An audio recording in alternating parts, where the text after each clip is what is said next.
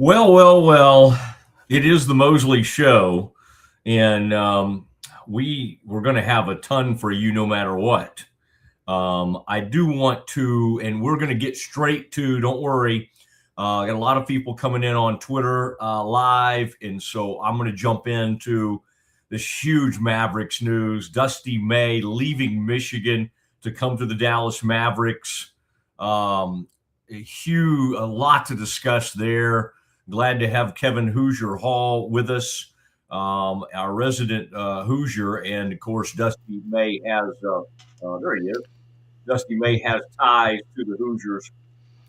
Somebody in the IU world said, yeah, it was all those people who wished for Dusty May.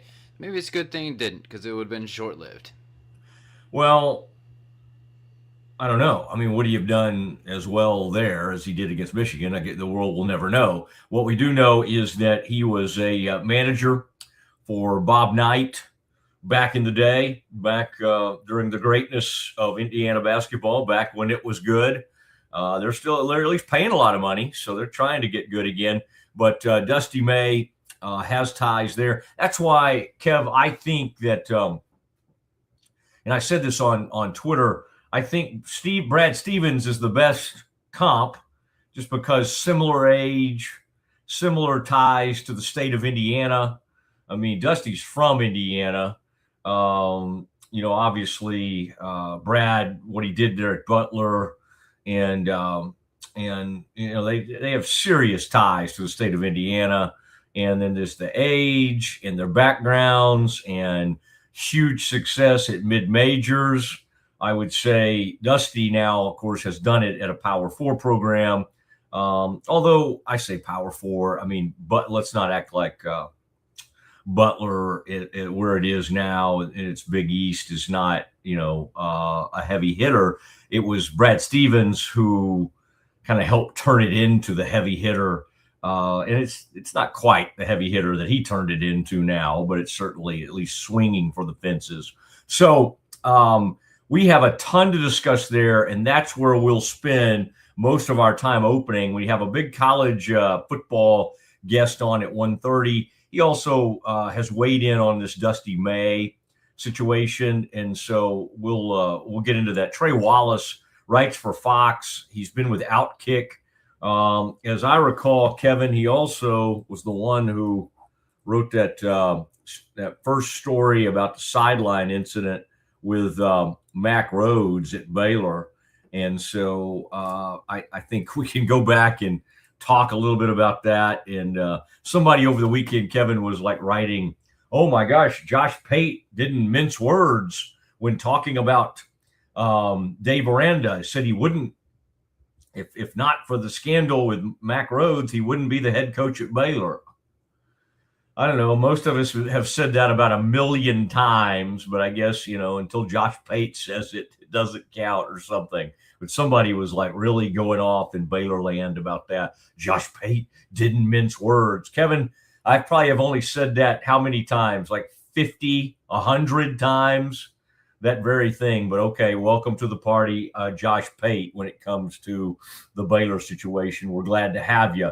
But Trey Wallace from Fox broke that big story, and I had heard about it, and a lot of us had what happened between the former Baylor tight end and on the sideline with Mack Rhodes. But it was Trey Wallace who wrote about that for Fox, and so Trey Wallace will join us today at about 1:30, and that will be interesting because we'll go over some of those details.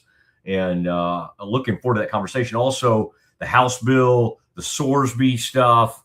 There's a lot. There's a lot to, especially given the Big 12's relationship right now with Texas Tech. There's a lot to get into there with Trey Wallace from Fox. That'll happen in about 20 minutes. Kevin, let's go ahead and hit the breaking news sounder. We do have huge World Cup news. Lionel Messi Lionel Messi. I don't know. And we just know him as Messi, most of us. The Lion. Anyway, Leo Messi breaks the record for World Cup goals, the all-time leading goal scorer in men's World Cup history with 17 career goals, and makes up for an early penalty miss and puts Argentina. I like how people from there say it. Argentina. They don't say the G. Anyway, Argentina is the way we know it, and so puts them up. And now his 17 career goals in the World Cup He now breaks the tie with German legend Miroslav Klose. That's Klose. As Kevin was explaining to me, that happened between the World Cups of like 2002 to 2014. So I guess technically, Kevin, we can say it took more cups for Messi to do it. But again, I think, Kevin, you've said recently you believe Messi is the greatest player of all time. This is happening right in our own fair burg, right down the road in Arlington, Texas. And Argentina now 48 minutes into this one is up 1-0 over Austria. All right. Austria certainly out there putting up a fight as we discuss. And that is huge news coming out of the World Cup. I also saw today, by the way, a huge 4-star wide receiver pledge for Notre Dame. They land Julius Jones Jr. I bring it up because I covered his father. These things make you feel a little bit old. I remember him, second-round pick for Bill Parcells and the Cowboys, 2004. His dad was. Dad had a great rookie season. Looked like he was going to be a breakout player out of Notre Dame. His son now committing to Notre Dame. I don't think he plays wide receiver like his dad and his uncle. Thomas Jones, by the way, played also in the NFL. You might remember him with the Chicago Bears. But the Jones brothers, now Julius Jones Jr., commits to Notre Dame. I believe, Kevin, that he plays wide receiver. And he'll join the Irish. Everybody was after him, Miami and everybody else. And I went to Big Stone Gap, Virginia, to do a story when Julius Jones Jr. first joined the Cowboys.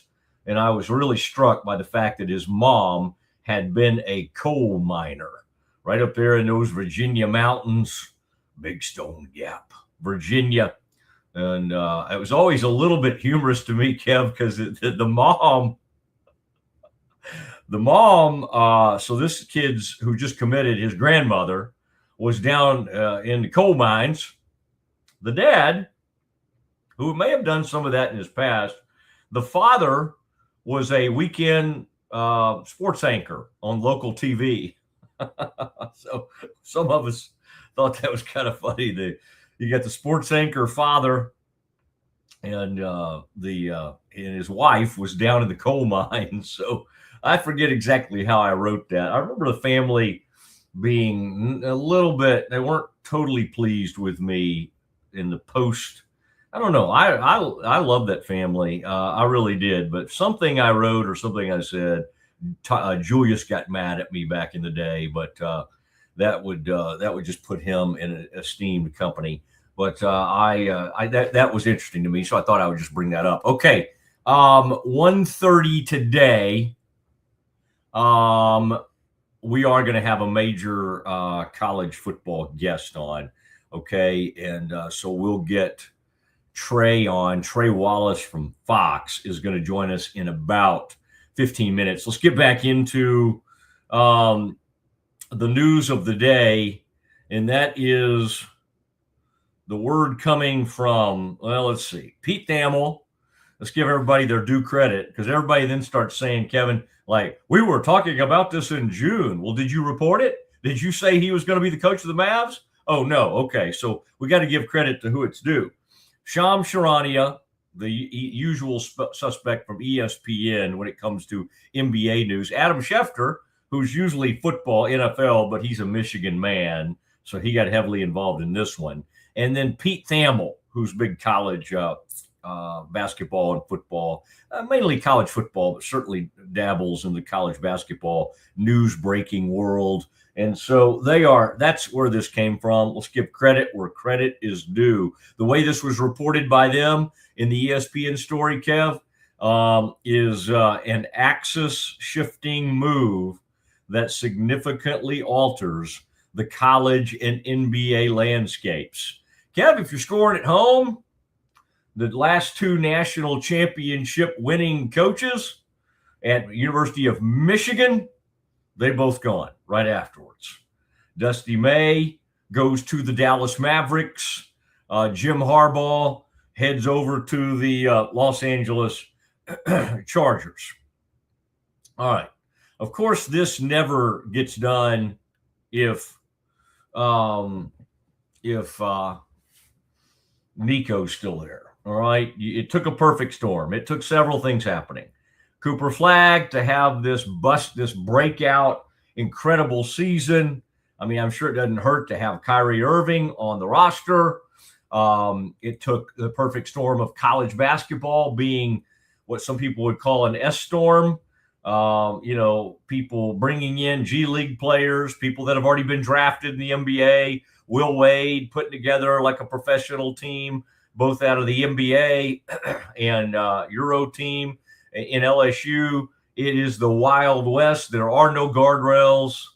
And Dusty May wins a national title at Michigan and says, I'm good here. I'm good here. This is where my college coaching career comes to an end. And by the way, if he flames out with the Mavericks, there'll only be about 100 college teams trying to hire him back.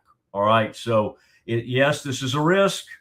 I would say it's almost a bigger risk by the Mavs than it is for Dusty. All right. Because he could always go right back to the college game. And you say to Matt, well, why, what's Billy Donovan didn't go right back. Well, I know it was his choice. He went to OKC and then he went to the Bulls. Sometimes we forget. It feels like he's been in the NBA so long now. He did spend a lot of seasons with the Florida Gators. I mean, my gosh, did he coach like 17 seasons, 19 seasons, whatever it was? I mean, he was with them for a good long while. They won the back-to-back championships in 2006 and 2007. And then, Kevin, in case you've forgotten or any of our group has forgotten, he then he did what Dusty May did. He took a NBA head coaching job with the Orlando Magic. Now, he got cold feet, and he quit that job a few days after he took it. I think he even did the news conference, and then he thought, I better not do this. I think I'll stay with the Florida Gators. Years later, circa about 2015, he did decide to leave the Gators, and he went to become the head coach of the Oklahoma City Thunder. This was during a Mavs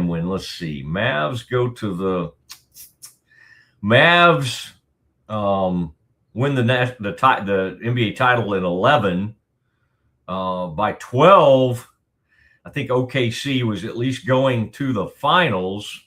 We'll have to look and see when KD left them to go to the Warriors. That would have happened circa 2013 or 14 or 15, somewhere around there. All right. So this is enormous news.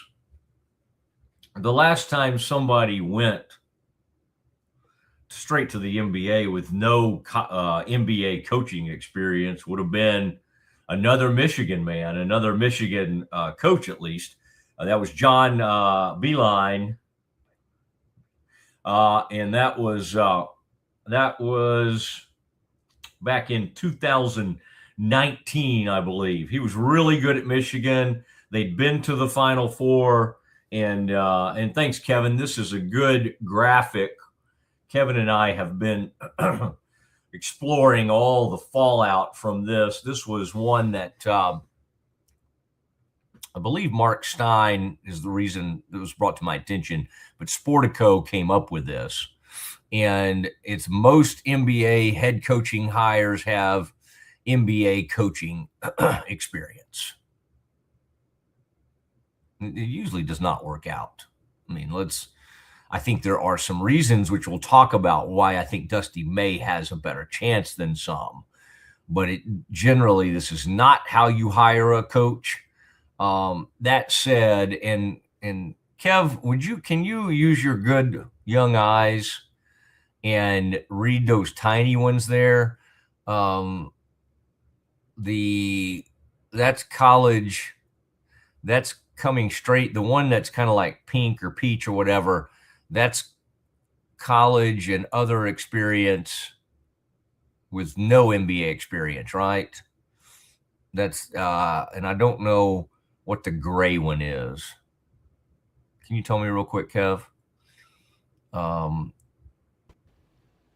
It's college and other, or the gray is none. 4%. None. Okay, none. College or other. I got you. Or now you might say nil. The majority, Kevin, is NBA head coaching experience. They like hiring people that have been NBA head coaches before. The other is NBA assistants, and you just saw several get hired there. So, wow. I mean, I would say this reminds me, Kev, of like the San Francisco Giants baseball, the manager of Vitello getting hired from Tennessee.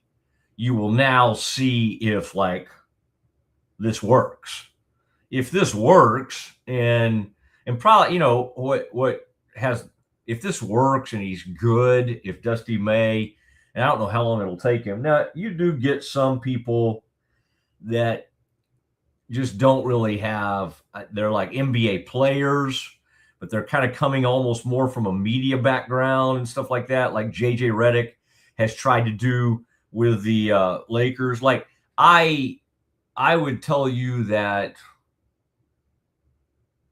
I would take Dusty May's, all his experience at the collegiate level over Redick having played forever and then been in the media. I know people look to Steve Kerr and go, he was media.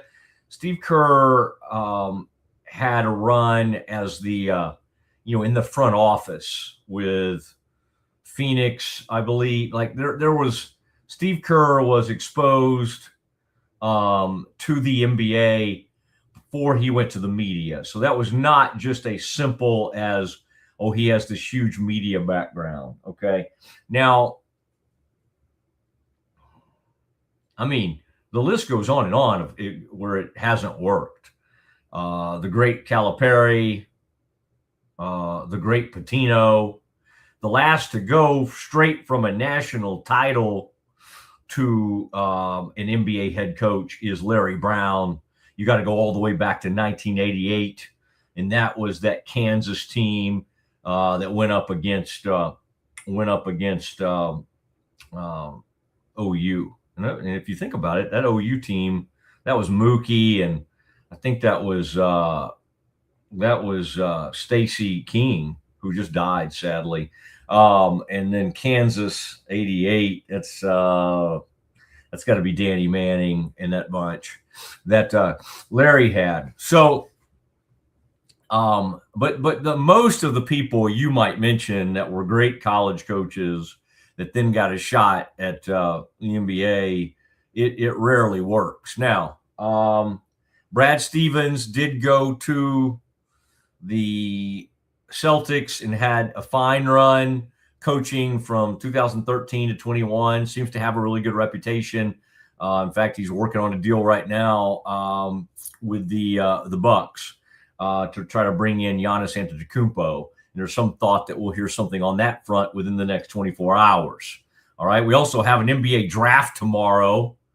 My gosh, Kev, and I haven't worked it out yet, but Kevin, I may be a part of some huge draft show tomorrow night. Pete's got one going out in the Metroplex, and I've been known to crash those parties. So we'll see. We'll talk about all that. This is Kevin. Oh, there's the NBA 2000. Who is this one? Jeremy Wu, who does a good job with ESPN's. And he's got, by the way, I saw another one today, Kev, from Kevin O'Connor from Yahoo. And it's interesting because this one has Cam Carr from Baylor going 18 to the Hornets. He has, this is Jeremy Wu. The one that I was looking at today from Kevin O'Connor has Cam Carr going 15th to the Bulls.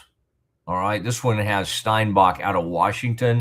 I think I'll just 15 to the Bulls is pretty common. Yeah. That's it. I was kind of surprised to see this one not have that there, but yeah. Just a reminder. And of course, all of this is pre-Dusty May because Dusty May at 9 might decide to go with one of his guys. You never know. Or there has been talk of the Mavs trading down. The Thunder want to – where are the Thunder right now? They have the rights to one of these picks, I guess is what I'm trying to say. Where is OKC? Oh, there they are. Is that them at 12? There's been talk of them wanting to get up to 9, and then the Mavs would then have 12 and 30. And at that point, you probably could have your pick if you move down to 12 of the Michigan men. There's Lindeborg. Right now, they've got him mocked to go 12. Morez Johnson Jr., they got him mocked to go 13 to the Heat. I mean, that's another interesting part of this thing. Now, where's excuse me. So they have those guys going 3 straight right here. 3 straight Michigan players, 11, 12, and 13. Oh, man, that is funny. Okay, let's take a quick break. And then Trey Wallace, man, we got all this breaking news. We'll get him to weigh in on Dusty May. We'll do it after this.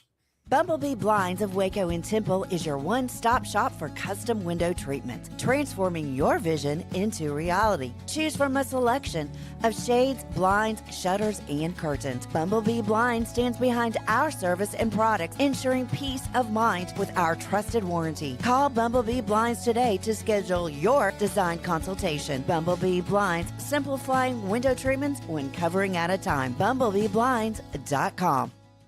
Have you heard the latest about CTWP? Let me tell you. How about 2 cents for a color copy? Only Kyocera offers. Don't believe me? You were the copier dog? Grab your paperwork and let's compare. I guarantee CTWP has the best prices and service.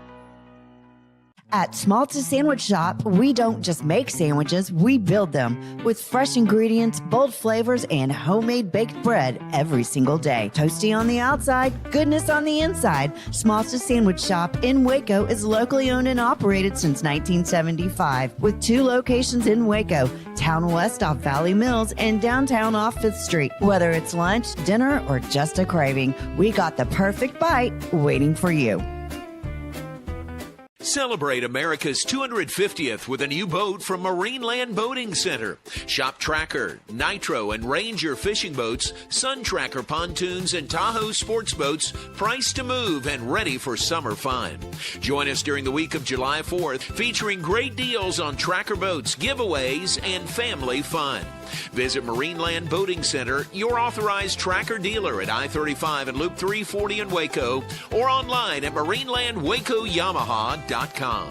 It's the premier charity event of the year, the 2026 Central Texas Cattle Barons Ball, presented by Ascension Providence. A fun evening filled with great food and drink, dancing, a spectacular auction, and more. This year's theme is Nashville Nights, Neon Lights, and Bullfights. Get your tickets now, donate, or be a sponsor. Help support the American Cancer Society to find a cure. The 2026 Central Texas Cattle Barons Ball, October 24th at MCC Highlander Ranch. For more information, go to CentralTexasCattleBaronsBall.org.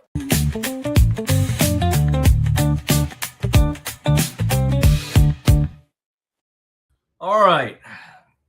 we've been talking for a couple of days now, and Trey Wallace was getting ready for him to come on, and let's bring him right on from Fox and Outkick. He does a great job, and Trey, welcome to the Matt Mosley Show. There's never a shortage of things to talk about. 3 days ago, I thought it would be all college football at Sorsby, and just a week ago today, the Sorsby thing's going down that night. And then we get this huge Dusty May news today. There's always something, isn't there? Yeah, it's never ending. It was first day of vacation for me. It was like, nope. And luckily I had it kind of planned with Dusty May. When I heard he interviewed Saturday, I was told he interviewed Saturday with the Mavericks. That was something he never stopped pursuing, meaning the NBA. He wasn't going to take another college job. That was not going to happen. But NBA, I had first started hearing about this at the Sweet 16. I was in Chicago covering that round, and had a number of people in Chicago. If folks remember the Billy Donovan stuff was going on then. Yeah. It was chattering. Hey, I was told that, a bunch of NBA teams are about to go after Dusty and be on the lookout for it. And so, it never really fell apart, even though he won a national championship, got on the road recruiting, but he was still a little bit agitated at the current state of the sport. But also at the same time, I think that narrative is getting lost a little bit. He wanted to try his hand at the NBA. And so I can't say I blame him. It's just horrible timing, but I can't say I blame him. Yeah, horrible timing for everybody except Mike Boynton. I mean, right. How wild is that to have just kind of had a blah run at Oklahoma State? He got Cade there, and that was huge. But again, that was a one and done type situation. It really just wasn't able to turn the corner there. And so if he can keep that team together, it'll be pretty amazing. Why do you think maybe Dusty, though, is better equipped than most? We remember the last time Beeline goes from Michigan to the Cavs, and that felt wrong at the time, and it ended up being wrong. There was like nothing about that fit where you're like, oh yeah, this is great. Completely different feeling about Dusty, and part of that, Trey, is because college basketball has changed. I mean, it's not even the same sport that Beeline was coaching in 2019. So in a way now, it seems like college basketball way better prepares these guys for what they'll see in the NBA. I think the biggest thing is Dusty May has technically been coaching professional basketball since he was at FAU. So I look at it from the transfer portal lens. I look at it for, a lot of folks forget that he had opportunities after getting FAU to the Final Four. He came back a year, and then he made the decision. And being at Michigan and what he was able to do in a short period of time, he played the game. He might not like the game. I know a number of coaches. I talked with a bunch of them over the last 2 or 3 months that, they've adapted, I think is the best way to put it. Rick Barnes is a good example. I asked Rick Barnes after he had lost in the Elite Eight game or Sweet 16 game. I forget which one. My brain in Chicago. Yeah. I asked him if he was coming back, and he said yes. And I really wanted to harp on that question with him. And then I asked, okay, what is it about recruiting? And he goes, you know what? Recruiting's pretty easy for me nowadays. It's about a week long, and we figure out who's offering the most. If we can match it, we'll get involved in it.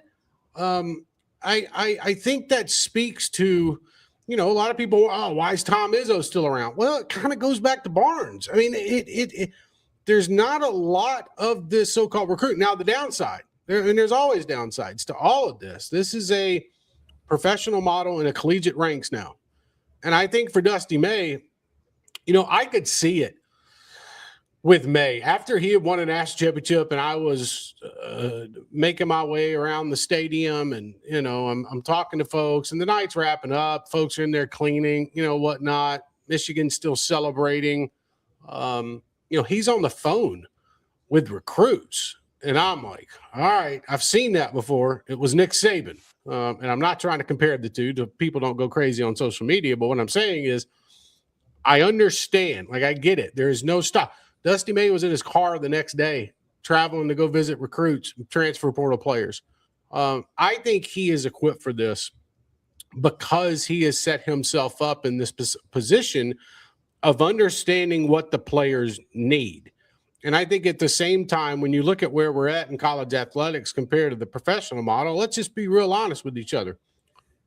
Besides a salary cap, besides having a players association, maybe besides the off-season training and whatnot and everything else that we're going to find along this line as going down in college sports over the next few years, oh, man, you can't tell me that he's probably not the most prepared guy for the job. And, John Trier was up for this, the Duke job, from Duke. He had spoken with multiple teams, but he made the decision he wanted to still stay in college. I think Dusty May was built for the NBA.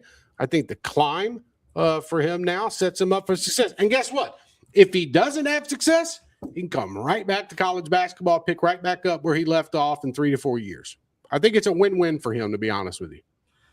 Yeah, it's kind of like, what do we still do with Billy Donovan? It's like the minute this job opened, your first thought is, well, Donovan seems like he might want to get back in. Now, for obvious reasons, they're going to stick with Boynton here and go internal. But again, we've seen how it's not like they're going to do a long-term, we're going to live with you, Mike, through the ups and downs.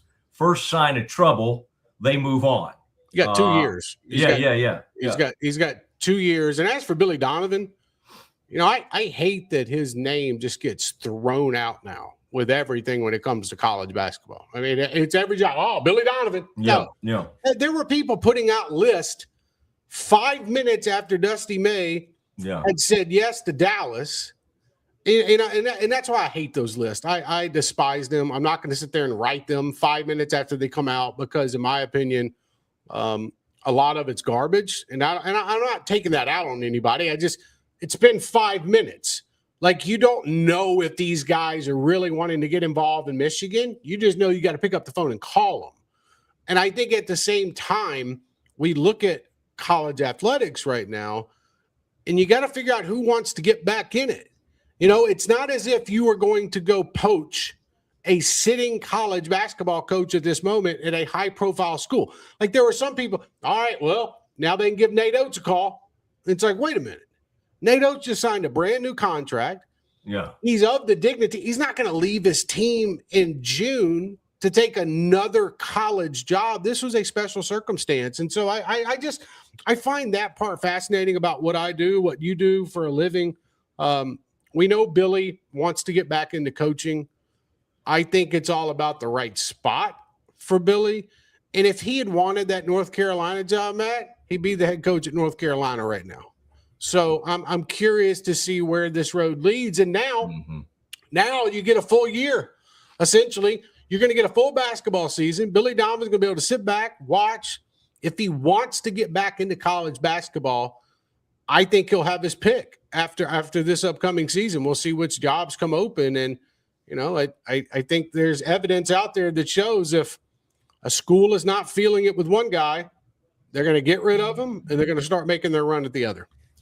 Trey, they need, these coaches don't sign their contracts. I mean, this is not the first time that's happened where one just sits around on his desk, and I don't know if the agents are kind of orchestrating that or whatever, but I go back to even Baylor winning a national title in basketball, and all the talk was, Scott's going to get his new deal. Scott's going to get his new deal. And I remember afterwards, I was the only one that just kept asking because we were all, and I went to Baylor, and I cover Baylor a lot, and we were all celebrating it was a great time. Yeah. And then I kept saying, and Trey, you've done this before with schools, like, wait, did this still ever get done?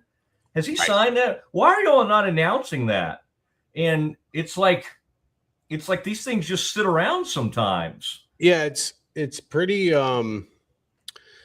interesting how the agent cycle work, but there's always the madman behind the, what do they call it? The madman behind the I'm losing my what I was trying to say. The cloak and dagger, magic. Yeah. You know what I'm talking about here. Yeah. I was going to say curtain. Whatever. Look, the agent knew what he was doing in this situation. He understood that there were still NBA jobs. Don't sign that contract, Dusty. Look at that buyout. Don't sign the contract. Like, it's okay. We can work this thing. And by the way, if Ward Manuel knew what he was doing, and I'm not saying he doesn't, he understood why that contract wasn't signed. And he had better. The problem is, usually these ADs have a list of about 3 or 4 candidates that they know they can pick up the phone and at least have a conversation with. I'm very curious to hear what Ward Manuel says over the next 24 to 48 hours about a so-called list, because you can't tell me that Maverick's job has been open a month. Yeah. I mean, come on. Like, Ward Manuel, of all people, has seen this before when this coach dipping out after winning a title. And there's also something else to think about. And there's not a lot of people talking about this, but I've written a lot about it. There's an internal investigation that just wrapped up in Michigan involving their entire athletics department. That investigation was completed about 3.5, 4 weeks ago. Maybe a little bit over. Is there something going to come out in that investigation that made this opportunity for Dusty May to leave? Not saying it has to do anything with Dusty May. I'm talking about the athletic department in a whole. You know, is Ward Manuel going to be the athletic director at Michigan? I would think, but you never know. What did this investigation by General Block uncover? So there's layers to this, but at the end of the day, you know, we talk about contracts and whatnot. You know, I give a hat tip to Dusty May. He won a national championship. He did it in this era, and at the same time, he understood that there was an opportunity out there and he wanted to continue climbing that ladder. And I'll say this, the Dallas Mavericks job beats the hell out of the Chicago Bulls job. So good for him. I think it does too. And the whole Cooper flag and Kyrie Irving and all of that make that. So the this bill that's going to the Senate floor, boy, you've been all over that.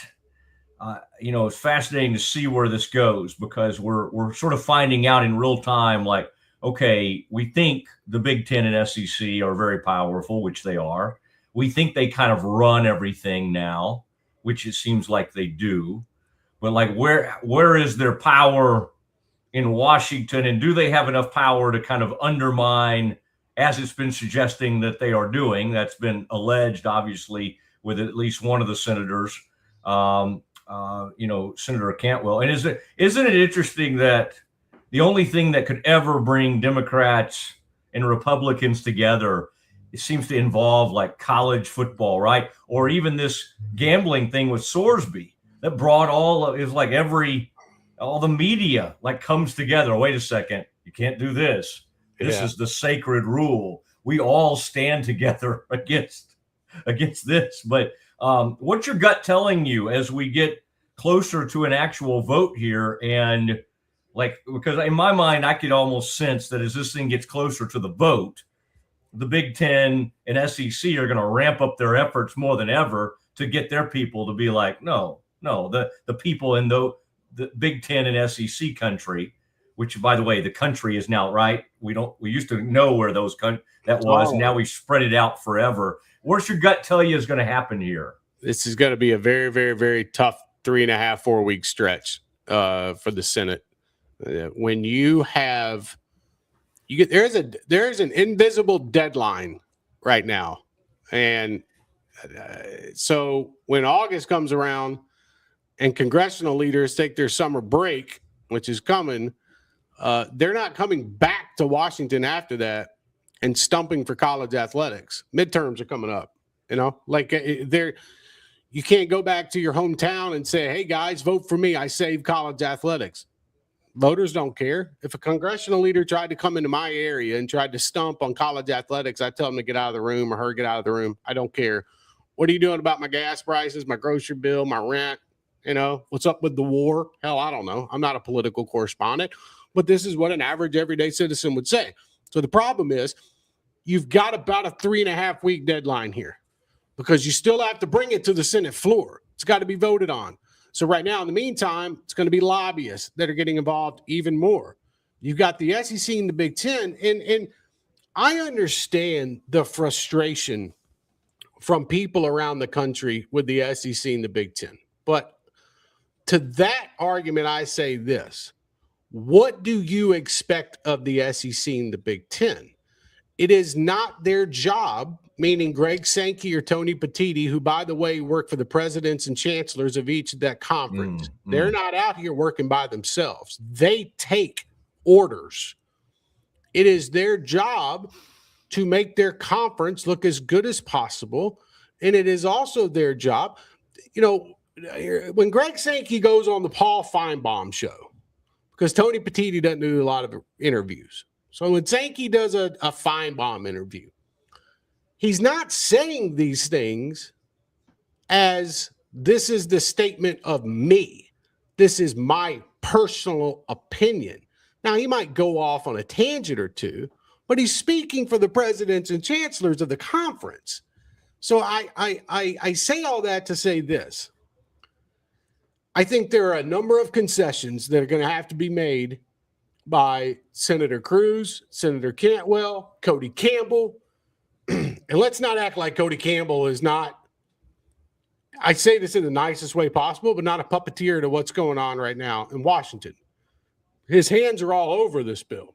Randy Levine, the president of the Yankees, his hands are all over this bill. That's not a bad thing. That's just reality.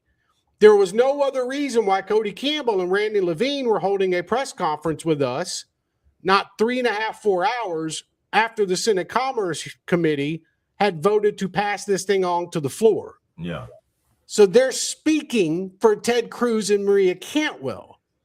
So I think when you wrap all of this up together, you understand that there are 7, 8, 9, 10 people talking right now. And there really is only a certain amount of things that actually need to get done. I'm not going to sit here and act like some expert on the Sports Broadcasting Act. I understand it. I know what's in it. I understand what all sides are trying to get out of it. But they keep throwing around these scare tactic words. And this is something I don't agree with. Ted Cruz and Cantwell, they keep saying, they're going to form the super conference. They're going to form the Super League, and the rest of college athletics is going to be non-existent. Stop. Like, all that is scare tactics. I'm a graduate of the University of South Alabama and the Sun Belt Conference. I understand that, you know what, probably in 4 to 5 years, my team is going to have a different type of playoff they'll be participating in the postseasons. I get that. By the way, people at that school would love that right now. I also understand that college athletics right now, a majority of schools around the country, if you bundle everybody together in just one area, they're losing money. And I think that the way we have it right now, when it comes to rev share deals, third-party NIL, the transfer portal, NCAA eligibility cases, I could go on and on. There's problems in each layer of that. But to think that the ammunition you need is to say, hey, everybody, come join us because the SEC and the Big Ten are just the big bad people and they're ruining everything. By the way, they're just making a lot of money off their product. If things are going so swimmingly well in the ACC, in the Big 12, I don't think that they would be complaining as much. And that is not a shot. That's just reality. There are different mechanisms to this. And I would say that, I enjoy college athletics just about as much. Tuesday night action, Sun Belt Conference on Wednesday night, Thursday night, Friday night, you name it. We get it 6 days out of the week essentially now. But I do understand that if you're trying to pit people against each other, you're going to say, okay, let's just go after the schools or the conferences that we feel like are ruining and running everything in this sport. And I don't agree with that whole sentiment because I feel like the SEC and the Big Ten have done their job. they have a product that Fox is willing to buy and ESPN is willing to buy. Mm-hmm. And I think that you're seeing a lot of this back and forth with Cody Campbell and Greg Sankey, and they're doing it through, us in the media is Correct. who they're doing it through. And I think that we've lost the plot. Like, if we're really trying to worry about these athletes, in my personal opinion, bring them to the table. We know we're going to have to do it differently. You're going to have to sit at, you're going to bring the football players and you're going to sit there and negotiate with them, because you can't bring the football players and the lacrosse players and the softball players to the same table to negotiate. Correct. You're not making the same amount of money. Like, you're not bringing in. There are literally two sports that make money for colleges, and not everyone in college basketball makes money. So it's college football. And so I understand where we're at. I just, what really irks me, Matt, is the fact that they bring out these tactics and they use these words to scare people. And I think if you're smart enough, you kind of see through the politics of it. Mm-hmm. And you understand we've got problems. We got to fix it. We need enforcement. We need a way to maybe have some type of salary cap. And if not, what's going to happen is, for the long-winded answer here, you're going to have a bunch of schools that are going to end up breaking off from the NCAA and doing their own thing in college football. And then they're going to leave the NCAA basketball, baseball, gymnastics, everything else, because that's where we're going. How do you negotiate with football players? You break away from the NCAA. And so I don't know where this thing goes, meaning you got 3.5 weeks to do this. You're going to have a lot of lobbying right now. And I'm very, very curious to see if Cruz, Cantwell, Eric Schmidt, and a few others give in to the SEC and the Big Ten just to get their vote. Yeah.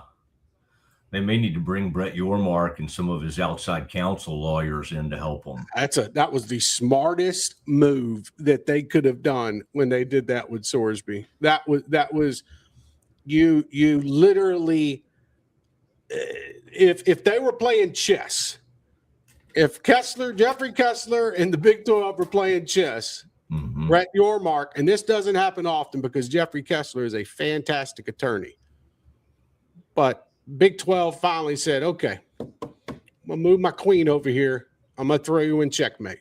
We're tired of being messed with. This is our only way to do it. We're going to file this in the federal court. This is how we beat you. We know this is how we beat you. And at the end of the day, also, it just got ugly for Texas Tech. But no, I mean, mm-hmm. And then the funny thing about it, Matt, is after the Sorsby thing broke, you had some congressional leaders want to come out and be like, well, hey, this is another reason why we need the Protect College Sports Act, because he wouldn't have been eligible to begin with if this legislation was in place. It's like, stop. No. You can't. Give me a break. He bet on his own games. He bet on his own basketball teams while he was in college. Like, he broke the one rule. Like, this doesn't need some grand scheme to make it illegal. It was already illegal. It's fascinating where we're at now, Matt, the arguments that come from all of this. And I think a lot of times it is scare tactics from folks. And now we've got DC involved. And I just say to all of that, Godspeed.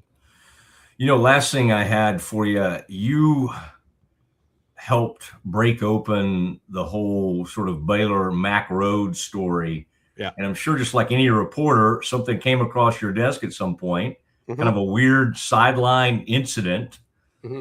that it was just an interesting, that's weird, right? Yeah. That's not something that normally happens, some altercation before a game. And it turns out, as you came out with that story, that there was more going on than even just that story. Oh, yeah. But it lit a fire to everything. And like what happens a lot of times, sometimes you can survive one thing. Right. And I looked up at one of your old tweets, and it was funny. I thought in the context of you saying you went to South Alabama, the Jags. Yeah. But you wrote, at some point you said the allegations presented against Baylor AD Mac Rhodes are centered around his involvement in an outside incident that breaks schools' Christian standards rules. You wouldn't have to write that about South Alabama. or really any public school in the country. And by the way, that violation of Baylor's ethics or whatever alone, maybe he somehow saves his job. But then when you put things, and maybe not, maybe Baylor, I don't know, Baylor's changed in some ways over the years. But it's interesting because that's when I really, and since then you've done a ton of stuff, but I zeroed in. I'm like, boy, Trey, this is a fascinating story. And so Mack Rhoades, what an interesting thing when you got in on that story, because what you quickly realized is here is a guy that's really, I know he's at Baylor, and Baylor's not an enormous player in college athletics, yet he kind of was, right? Well, he's the spokesperson for the CFP. Correct. And I think he had pretty big standing in the country in some of those areas. And I think you quickly realized, hey, maybe this little story could be a part of something that could be even bigger. So I'll take you behind the fourth wall, as we like to say. Yeah. So I'd known about the other stuff that was going on when the first part of the story came out about getting in an altercation with Michael Trigg. So I decided once I talked to a number of different sources about the first incident, about the altercation. And during the course of those conversations, it was probably a 3-day span. I think I remember it off the top of my head, 3-day span, talking with some folks. Probably after the first day and a half, I'd found out through just some digging, to be honest with you, that, there might be something else here. So I immediately hopped on a plane to Waco. I didn't tell my editors. I didn't tell my bosses, anybody. I got on a plane, got down to Waco and started doing some investigative journalism for a week. I kind of kept it very quiet, didn't let anyone from Baylor know that I had any questions or I was in the area or needed comment. Just went into the community and asked the right questions. And so when I finally, this is fun. Kind of interesting. I called my editor on my 6th day down there, and I was like, "Hey, I'm in Texas, and I live in East Tennessee, by the way. I live in the Smoky Mountains." So I said, I'm down in Texas, and they're like, "Wait a minute, what are you doing down in Texas?" "Well, you're about to have something come across your desk here in just a second. So get prepared." And that and we don't do that often, Matt, in this business, But if you have something, you need to track it down. I mean, there was one person at the company that knew, but you don't want that stuff getting out, and we live in a business where a lot of people like to talk, even if they're in your own company. And that's not a bad thing. It's just reality. But yeah, so the first part comes out, but I think it was a few days later, I'd planned it, in my own type of way. All right, here's the second part of the story. And that's when, Mack Rhoades had to. He didn't step down at first. They did an internal investigation. But what a lot of people kind of really didn't understand at the time was that there was already an internal investigation going on into Mack about the first incident, and then they were kind of made aware of the second incident, which involved a relationship. I'll just leave it at that. I think that's pretty. Yeah. And that's kind of when it went to hell in a handbasket. I give credit to Baylor, in a sense of they nipped it in the butt once they found out about the second part. They did something about it, and so there was some pushback from the Baylor side. Man, what are you talking about? What are you talking about? And I don't think those people were talking to the right people. Yeah. That probably would have known inside the university as a whole, because this went outside the athletic department. That's the biggest thing. This was not an athletic. This was an athletic department story, Matt, but this was a university matter, and so that's where things went a little bit crazy. And yeah, I had a good week and a half in Waco. I always enjoy my time in Waco. But now that you have my number, I'm in Dallas, but I went to Baylor and I'm down in Waco a lot doing stuff with Baylor. So next time in town, hopefully there's not anything that brings you to town quite like this, but you give me a holler, okay? I'll take you to the real barbecue, the behind the scenes, not the stuff. No, I wouldn't take you over to the tourist trap. No, okay? I feel you on that one. There's a good chance that I'm down there anyways for Big 12 Media Days down in Frisco. Good. So we're getting there. It's media season time, media day time, and they're all back to back. So thank goodness we're getting closer to the college football season. I loved it the other day. Josh Pate, somebody said he didn't mince words. He said that Dave Aranda is only the head coach at Baylor, wouldn't have been the head coach if Mack Rhodes hadn't been fired. I was like, okay, this is not exactly right riveting breaking news type stuff. I mean, most of us have said that about 50 times. But the crazy thing is that's just Josh.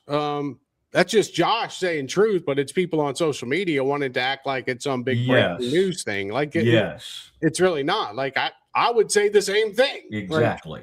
But hey, I mean, it is what it is. It's college athletics, and Baylor didn't feel like dealing with two big old things at one time. So I don't blame them. It's a big year for Dave Aranda. It's like he realizes it too, and I think even Dave will tell you, he's like, well, yeah, the money will come in here if I'm gone. Like, I honestly think he knows that. Like, the people would maybe get behind and be excited, kind of like at Oklahoma State. They got that new coach. Yep. They got a new quarterback. They're excited. The same thing could happen to Baylor. But what if it happened this year? Like, what if he actually turned it around? And I honestly, sadly, there were people at Baylor rooting for Dave to not do well so there could be a change. Well, he didn't do well, and there wasn't a change. So I hate the thought of Baylor fans then spending another year. Let's root against them again so we can get a new coach in here. But, hey, that's a lot of fan bases. That Baylor doesn't have the market cornered on that. I would tell folks just, I got family that are college football fans, and they'll come to me, hey, man, how's my favorite team going to be this year? And I got to be like, all right, well, don't go on social media with this, but here's this. And I tell them, just enjoy the ride.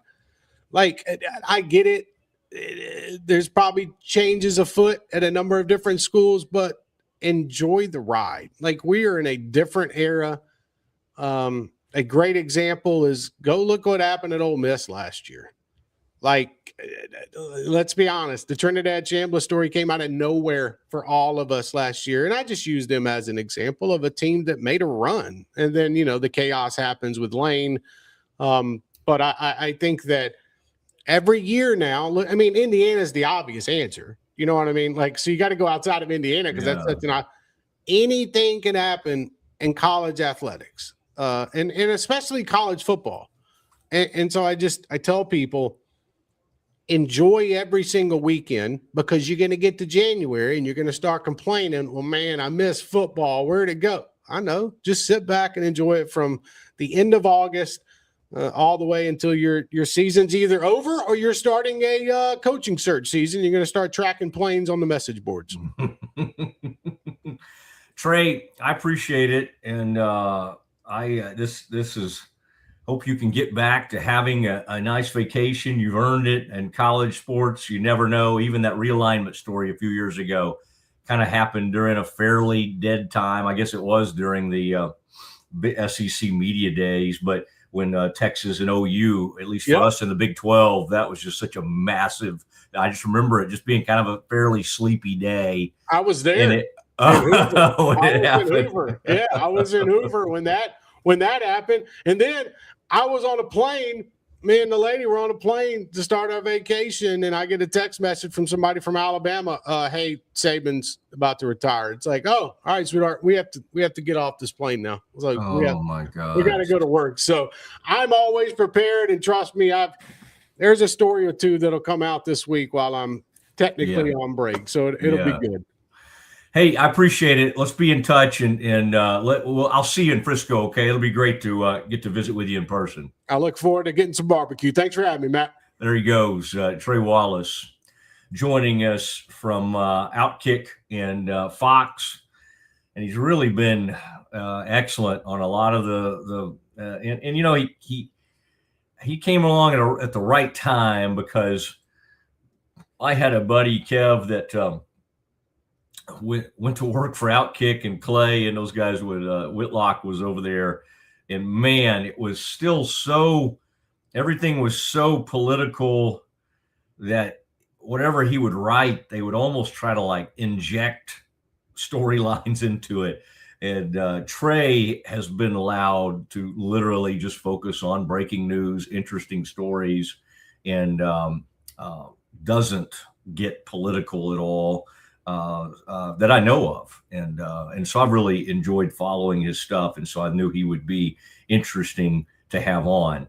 All right, Kev, we've got, I'll tell you what we'll do, because we've got all kinds of college stuff to do and everything. But I think we start the 2:00 hour. Let's get right back into the huge news of the day. And that is, and Kevin also had texted me. Kevin, I did see that. We got to catch everybody up on some soccer. And then we've got some NBA breaking news as well. But the huge news that hit this morning, Dusty May to the Dallas Mavericks. We stay right there. We get right back in it. And then we've got some things to kind of play for you that have to do with that. Some interesting comments coming in around the country. I think it's a very, very exciting and great day for the Dallas Mavericks. In fact, you could call it May Day. Dusty May next. Lake Waco Golf Club is a semi-private facility nestled along the north point of Lake Waco, one of the few facilities in Texas to have a full 18-hole regulation golf course as well as an executive 18-hole par 3 golf course. Plus, check out their bar and grill, which is open to the public. And if you're not a golfer, then enjoy time by the pool or even enjoy fishing around Lake Waco. Become a member today and call to book your tee time. Lake Waco Golf Club, where family and friends fun begins. Check them out at lakewacogc.com for more information. Make this the summer event at Allen Samuels in Waco. Get a new 2026 Ram 1500 Laramie with 0% for 60 months or 2.9% for 72 months, plus $13,500 off MSRP. Or step up to a new 2026 Ram 2500 Laramie diesel and save $13,500 off. Both have America's best truck warranty, 10-year, 100,000-mile powertrain. Allen Samuels in Waco. Come by, let's be friends. Okay, that was really great for the first time on your own. Let's maybe take a break and then we'll come back and do some more. Sounds great.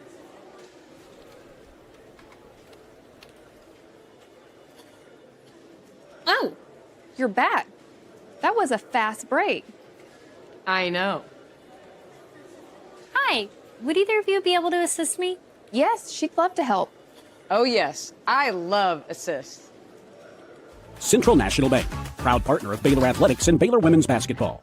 Enjoy a quiet atmosphere with beautiful river views at the Brazos Landing, located in Waco along the Brazos River across from McLean Stadium. Enjoy homemade dishes like shrimp and grits, chicken piccata, braised short ribs, prime New York steaks, and more. Plus, enjoy a delicious dessert like creme brulee or key lime pie. Open for lunch and dinner Tuesday through Sunday. Brazos Landing in Waco, the only place where I-35 and the Brazos River meet.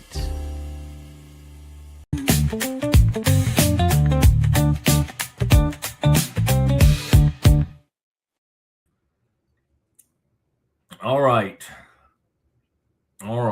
It is the Mosley Show. We've got breaking news happening. I have not even gotten to mention Wyndham Clark's win his second U.S. Open at Shinnecock Hills Golf Club. Kevin's Johnny on the spot. Look at him there. Wins it in 2023. Very controversial last year for wrecking a couple of lockers at Oakmont when he didn't make the cut. Maybe didn't give the best apology in the world. Then not long before that or right around then, he was threw some clubs and, could have almost hit somebody and just basically got the reputation for being a punk.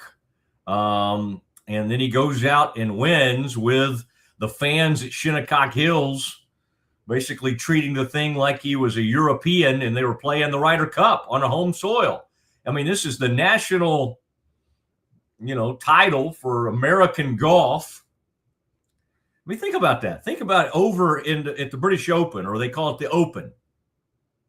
Think about somebody from the UK, all right, over there, like Rory, being from Ireland, Northern Ireland, or one of the big time, or Graham McDowell, somebody that's a huge British person, Tommy Fleetwood. And then the crowd just turning on them. It wouldn't happen. It simply wouldn't happen. It happened on our own soil.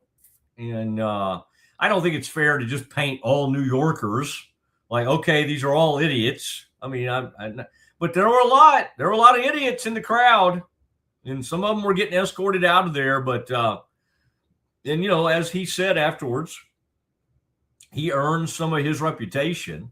But for an American crowd to act like that in a golf tournament at the U.S. Open, ooh, whoa, pretty rough.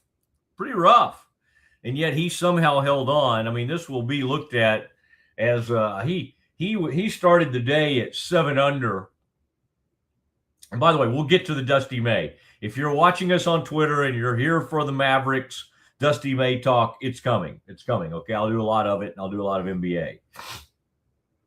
But I just wanted to say, I mean, that again, alcohol and sort of mob mentality can take over on Twitter as well as in person. And some of that, I think, was on display at Shinnecock Hills out in Long Island, the Hamptons.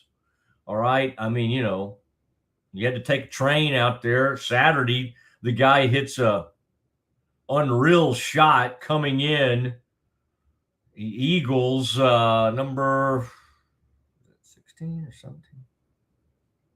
Anyway, he's coming in and hits an unbelievable shot. I think it might have been on 16. And there's barely anybody left on the green. Like it's like a smattering. Even the broadcasters had no juice. This is a Saturday of the U.S. Open. And Wyndham Clark hits it up there stiff with like a 3-wood from 275 out. Everybody's just like, good job. I mean, he was hitting the ball and people were yelling, get in the bunker.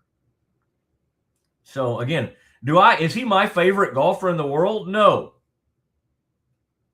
Is he kind of had a bad reputation? Yeah.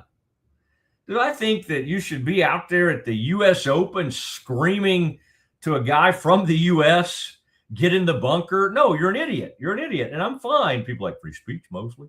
They paid their money. Okay. All right. But they also have the ability to,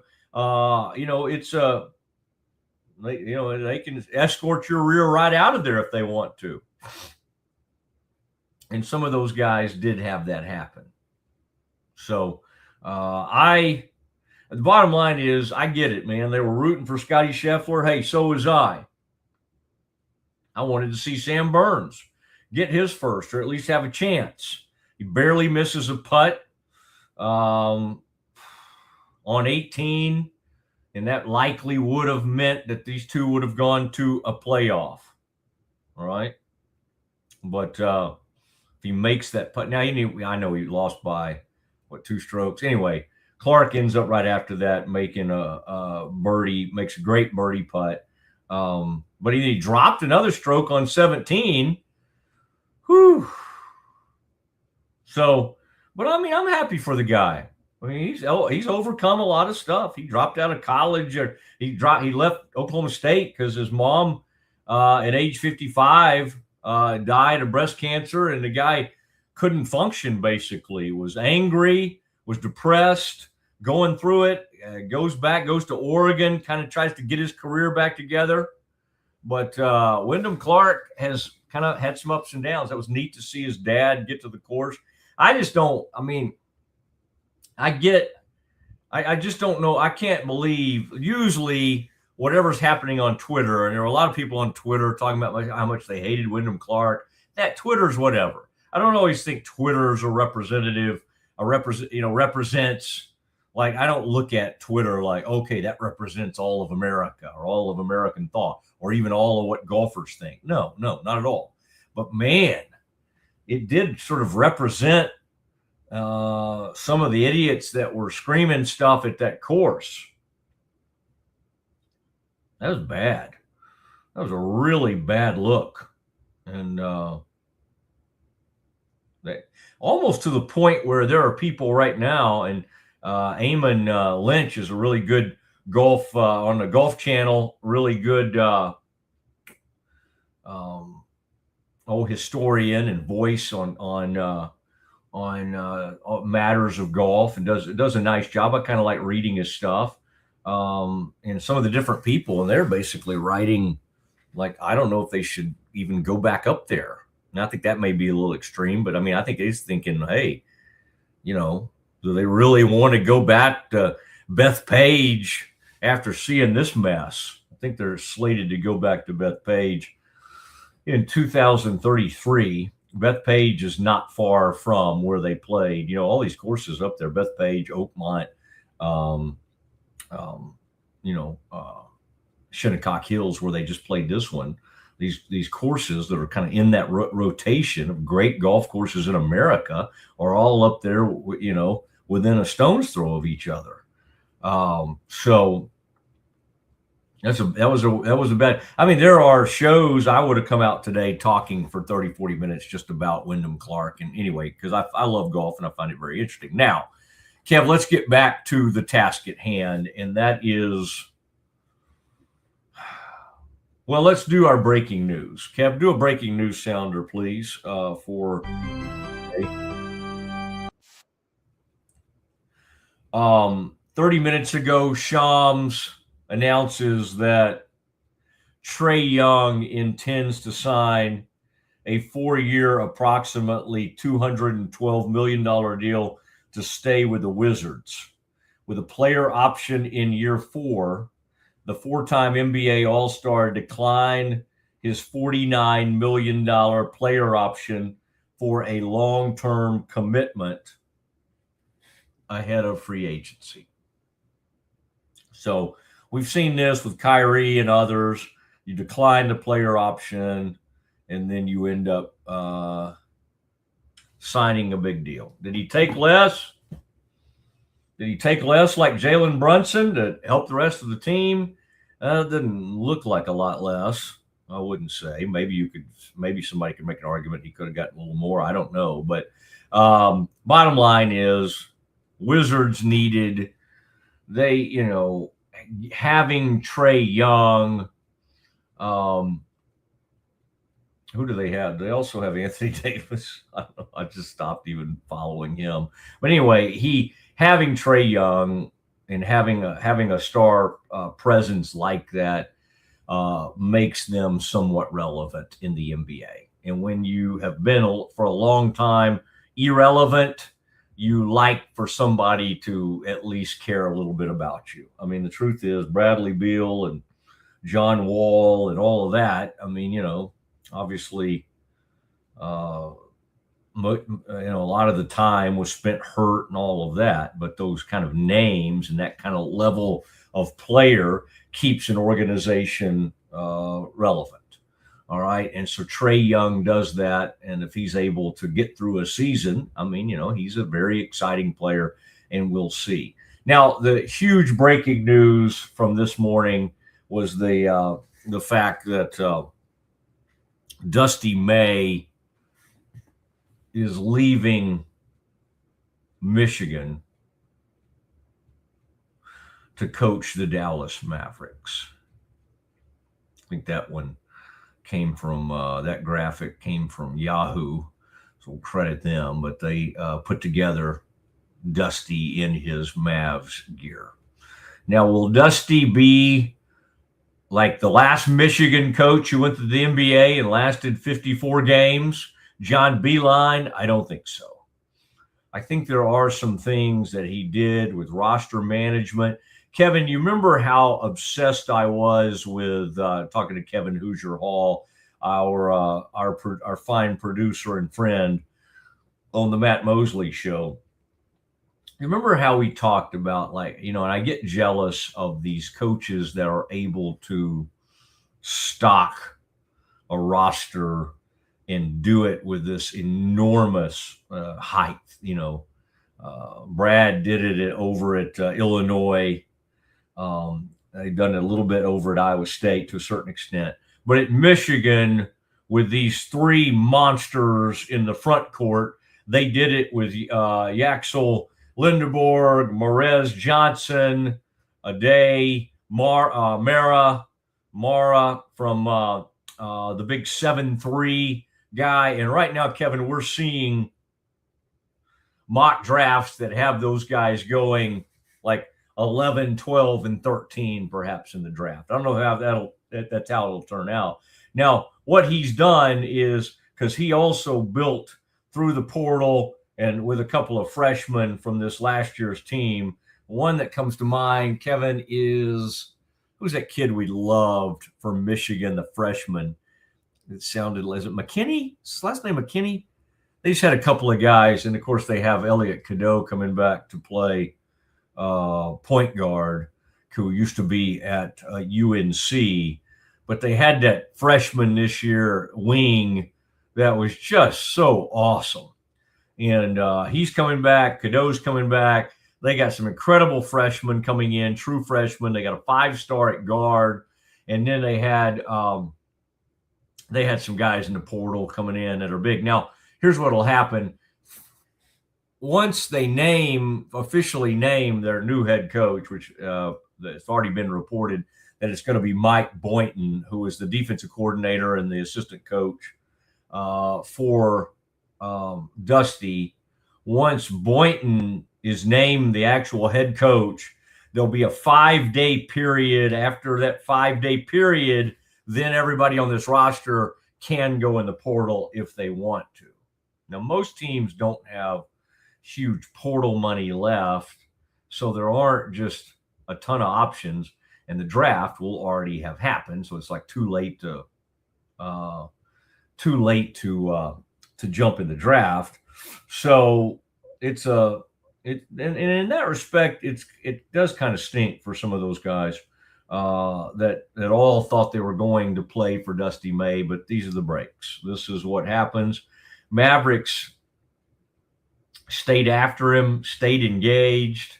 I saw some nugget, Kevin, that like there's another guy, the Mavericks head of their venues or something, their venue, whatever, I don't even know what the position is called, was also a manager for Bob Knight's Indiana team with Dusty May all those years ago. So who knows?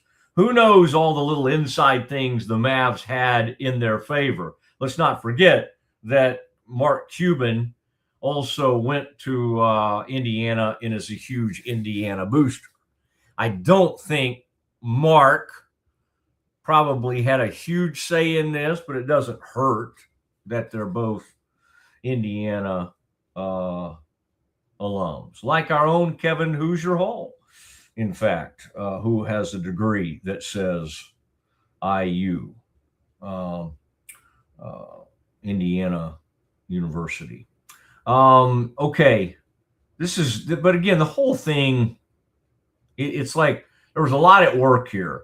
One is he was tired of, even though he was great at it, just the whole portal and the whole mess that is college basketball. Nobody knows the rules.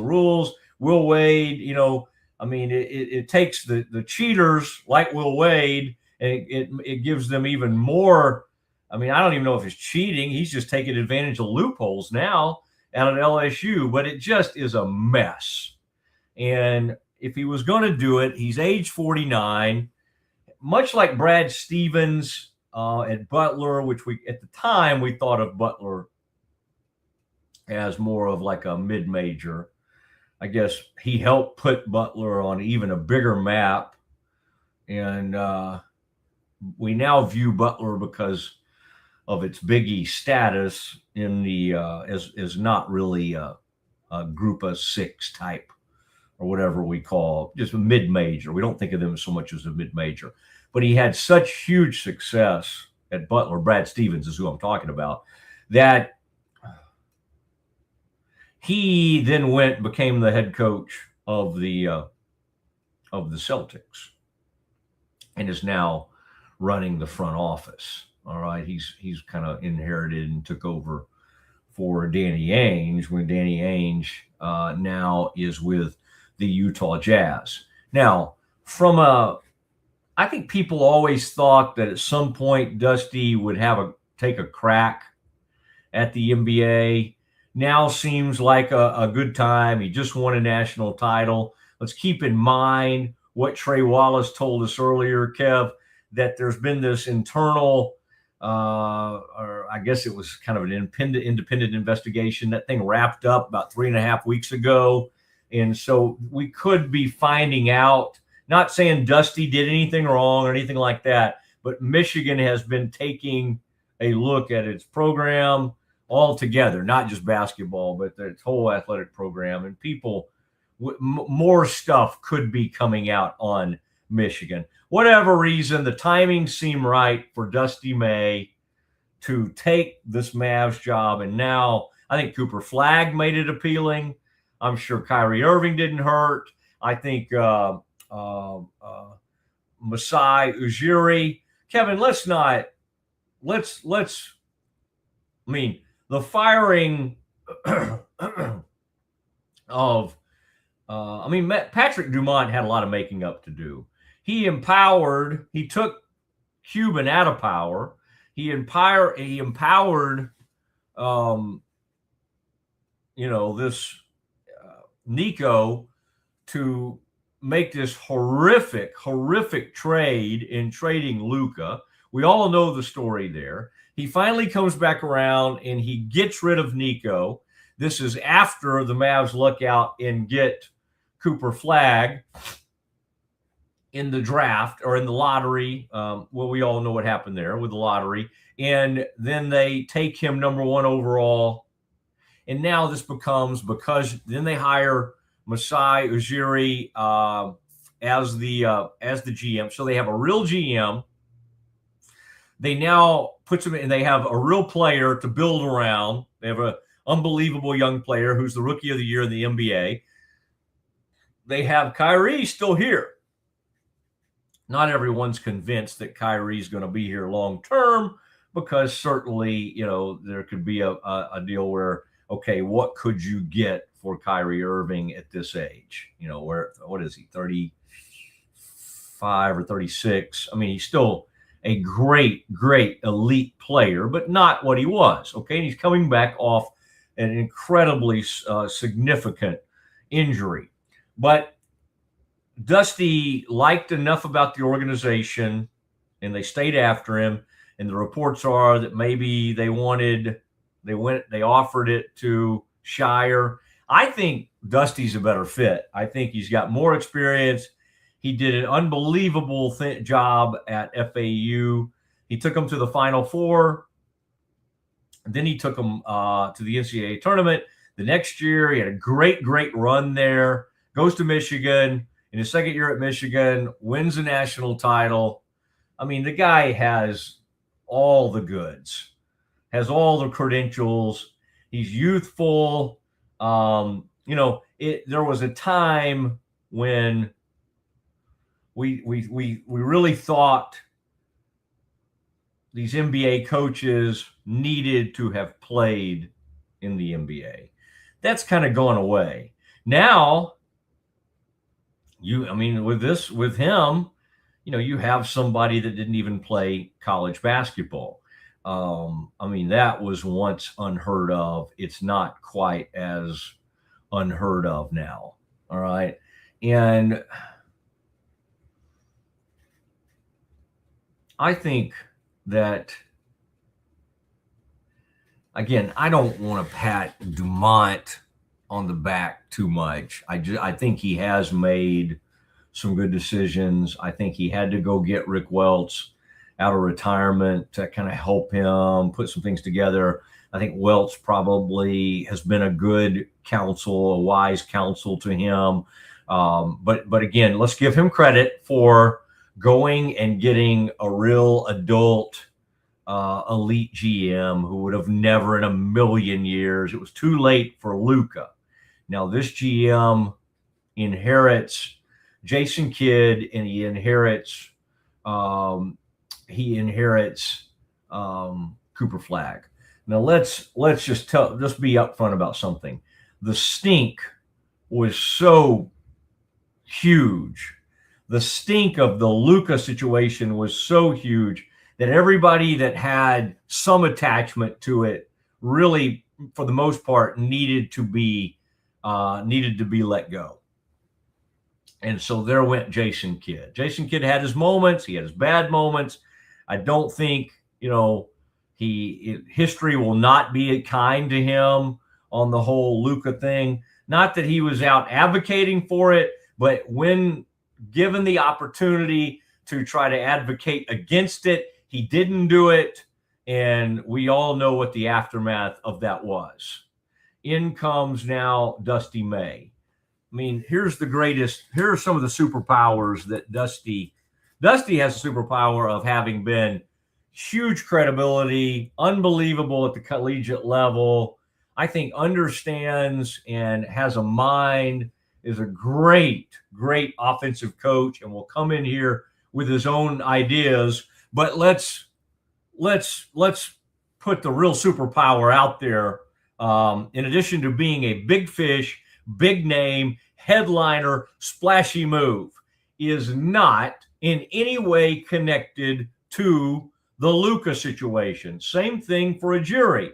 And so you have Ujiri and Dusty May come in here, and you can say they did not have anything to do with that stink bomb. You had to get rid of almost all of that. The only one left from that horrible era is, I think Finley. And again, we don't know what Finley's long-term is because he's sort of beloved by the organization. Maybe that you can keep him around. Maybe you can't.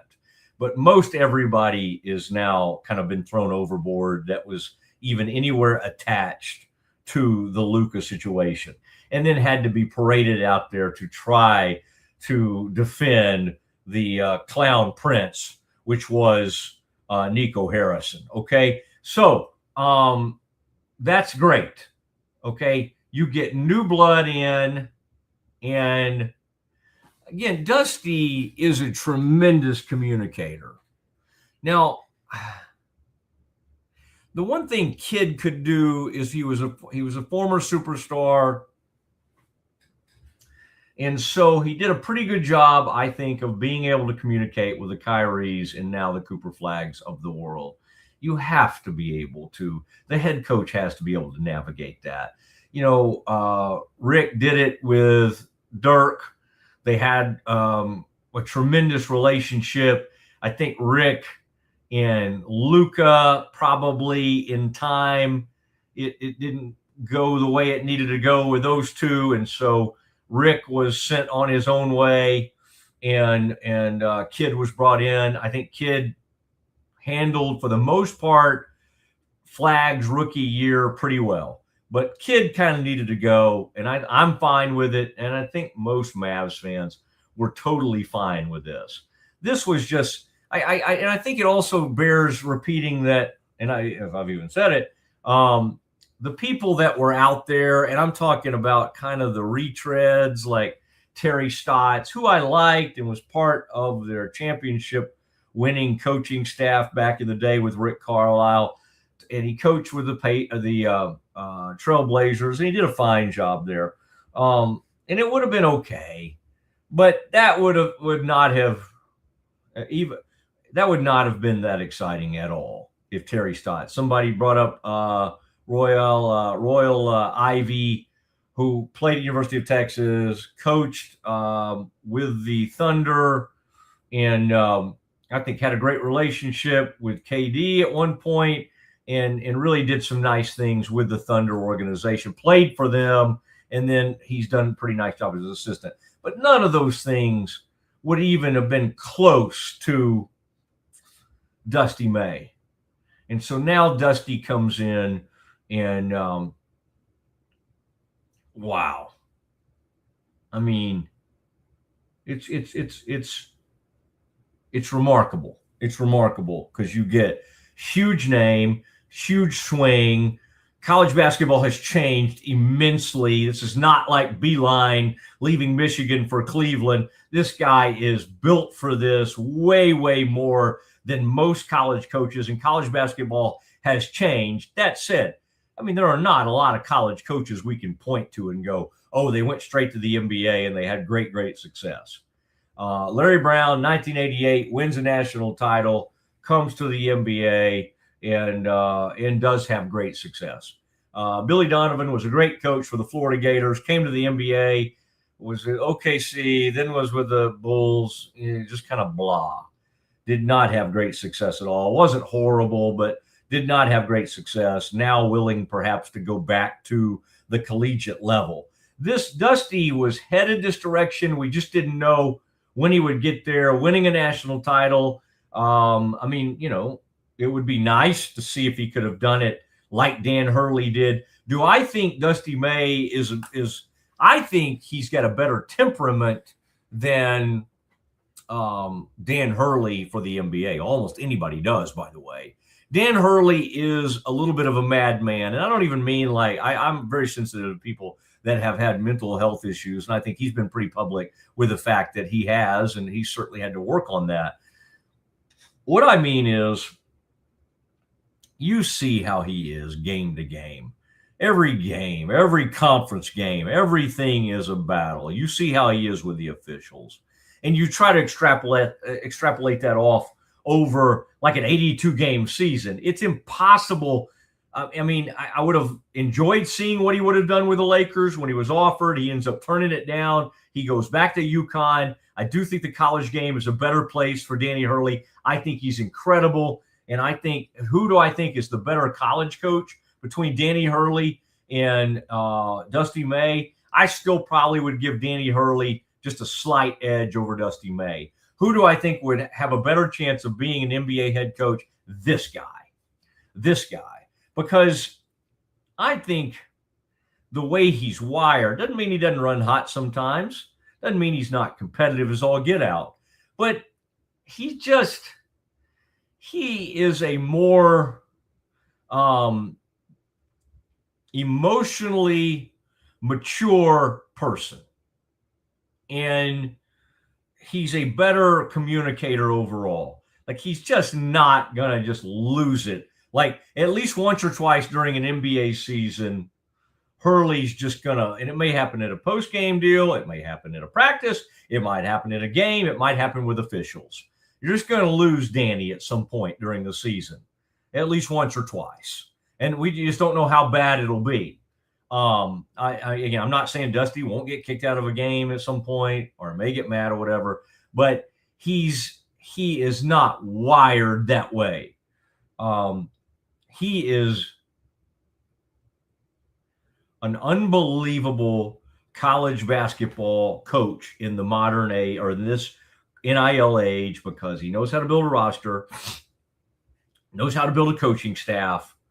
I think he's brilliant with his offensive sets. I think what he does in putting, in fact, tomorrow we've got a huge golf guest tomorrow, but in the coming days, this might be a good time to get John Jacobs on, the coach who succeeded him at FAU, because I think he would be great at explaining what makes Dusty Dusty. Now, will all of the things that made him a brilliant college coach at FAU in Michigan immediately translate to the NBA? Probably not. I mean, he's going to have to learn on the job, and he's going to have to get up to speed. Why does he have a running start on this? Because of the guy you're looking at on your left there, because of Cooper Flagg. I mean, the brilliance of Cooper Flagg makes everything go. And there's just not a lot of that in the NBA right now. If you're looking at who could I build around, who's a young player that I could just, immediately do amazing things around, you run out of players pretty quickly. Okay. I mean, I still consider Luka that, which sadly they had him.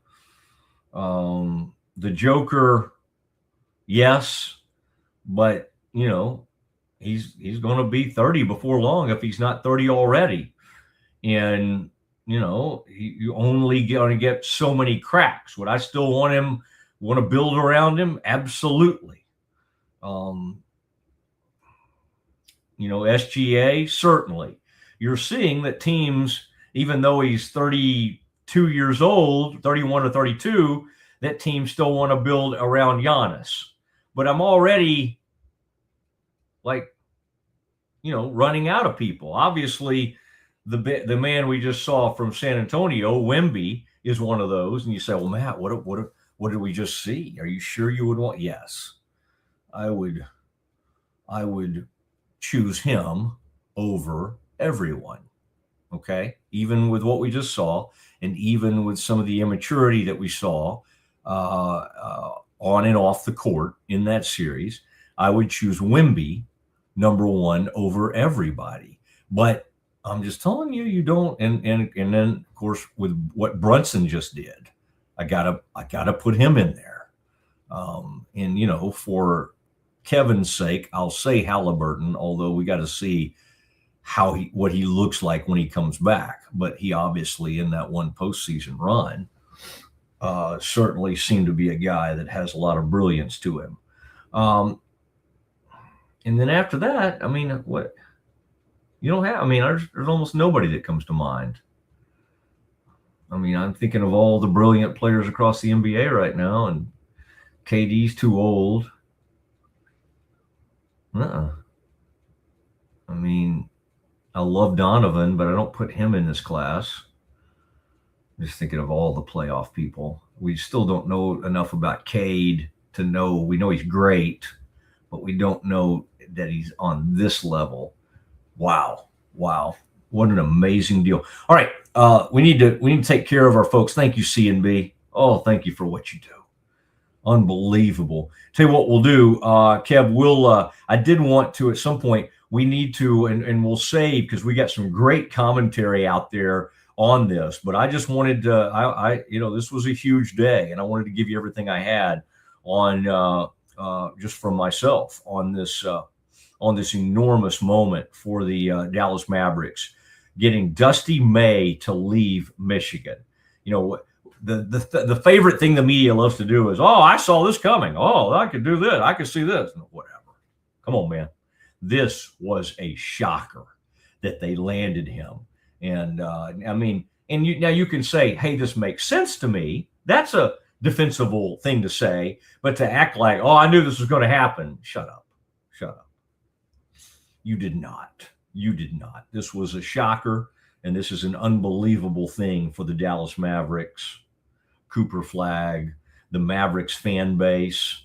They got serious people. They had an unserious person for a while, and the whole thing looked awful, and it had run off the tracks. They're back. They got the thing back on the tracks, and we will see where the Dusty May train will lead. All right, we had legendary, unbelievable news today in Arlington, Texas, with the World Cup, and we got to react to what the Team USA.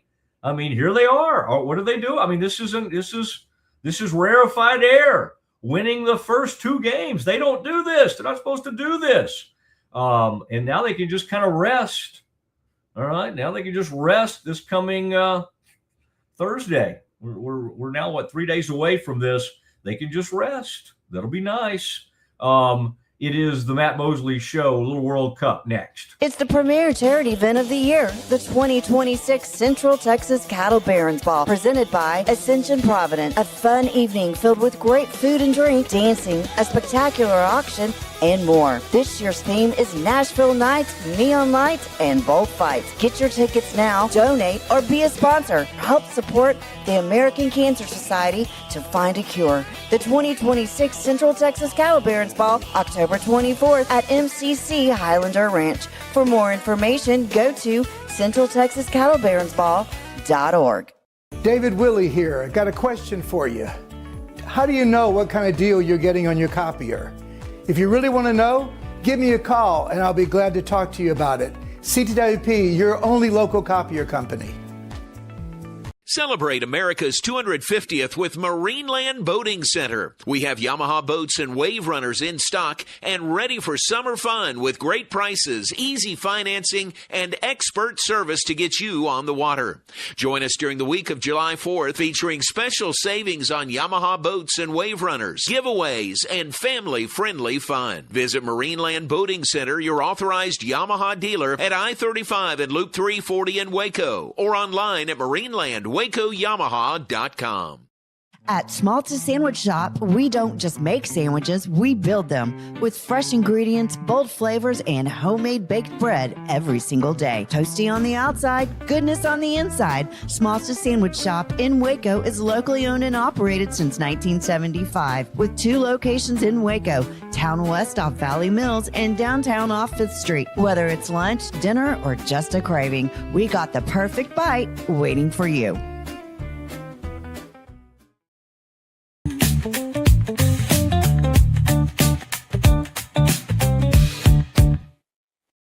All right, been quite a day, man, I'll be interested to see if we hear some contract figures on Dusty May. We've got one of his closest friends who his name came up immediately from University of St. Louis. That's Josh Schertz, whose name was mentioned as a possible successor to Dusty. And he's quoted saying about an hour ago, Kev, and Kev, you can just keep putting that thing up there, that Dusty May, as we kind of reset for our audience. Wow, it's just huge day, Dusty to Dallas. May Day, we call it. And by the way, we have a huge College World Series championship game tonight. I mean, it's...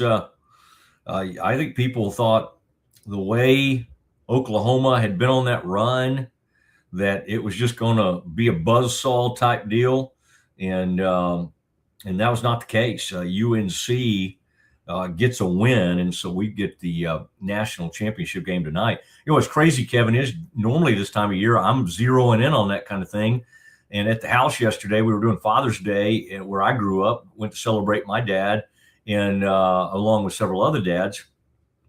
And, you know, generally we would want to be watching game 2 of the College World Series, but had the U.S. Open on.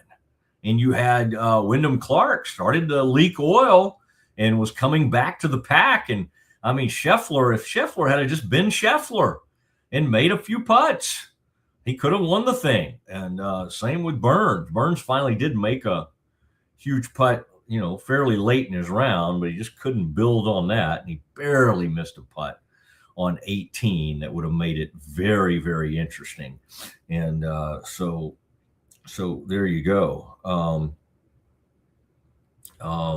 by the way, we had a wedding in the Cowboys over the weekend. Jake Ferguson got married, and Haley Cavender. I believe she's one of the famous Cavender twins that played college basketball, if I'm not mistaken. So there you go. Apparently, Dak Prescott was a groomsman, and Will Greer, one of the Cowboys' backup quarterbacks, officiated the wedding. So anyway, very, very interesting. But yeah, Dusty May, the school will receive $5 million as part of his buyout, but May never signed a new contract after winning a national title, but did change agents, going from Andy Miller to CAA. Source told Field of 68. This was from a couple of hours ago. That's interesting. Yeah, you hear more and more, Kev, about these coaches that